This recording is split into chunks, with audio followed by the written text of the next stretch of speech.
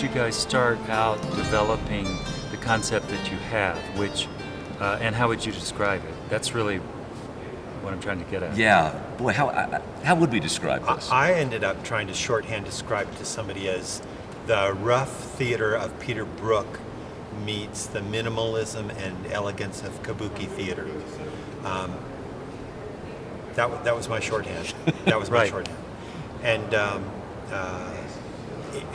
the start out has been very roundabout because the very first scenic thoughts we had were very realistic from Right. a city gate in Verona.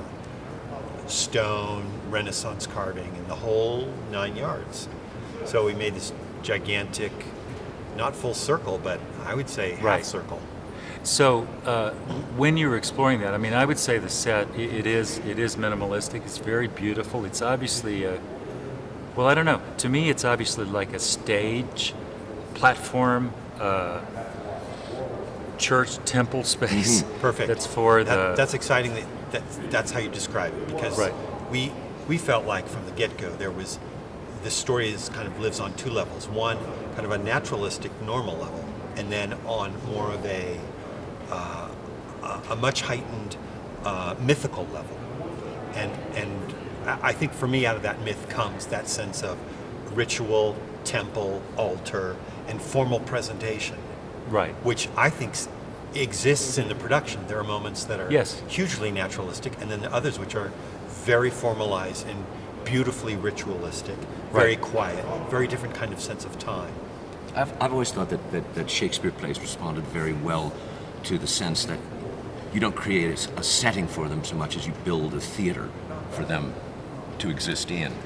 And there's so many theater references in the play. Shakespeare was obviously constantly reminding his audience that they were in a play, not in a Brechtian way to make people sit back and go, oh, I better get into my head and out of my heart, but a way of re-engaging the heart, of reminding us where we are and that we're all there together. When Juliet says, my dismal scene I needs must play alone. It's not a distancing moment, it concentrates our empathy with her and reminds us that we're on the journey with the characters. So the nature that when you walk in and you look at Michael's space, two guards could walk out and say, who's there? And Hamlet could start. Or Right. a king could walk out and Right. say, attend the lords of France and Burgundy, and Lear could start, or Twelfth Night could start.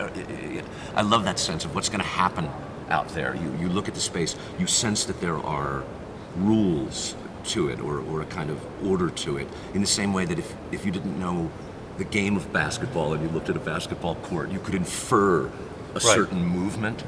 And I think that's really exciting for an audience because I think it helps to engage their imagination, and that's the great thing about all Shakespeare plays is the worlds literally get created by the audience's imagination and the actors' language that Shakespeare's given the actors.